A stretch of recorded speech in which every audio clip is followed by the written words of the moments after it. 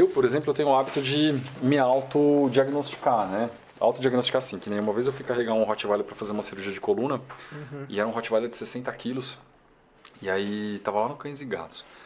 E aí tinham 2 enfermeiros do meu lado, eu fui subir o Rottweiler pra mesa assim, eu falei, vamos lá, gente, 1, 2, 3, coloquei ele em cima da mesa assim, a hora que eu olhei, tava os 2 enfermeiros, pô, doutor, você tá forte, hein, foi sozinho.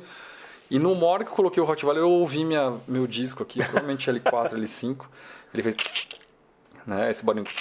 Aí eu falei, puta merda, acho que eu machuquei minhas costas. Aí o pensamento de ortopedista, né? Nossa, pincei a L5. Não, fiz uma extrusão de disco L5.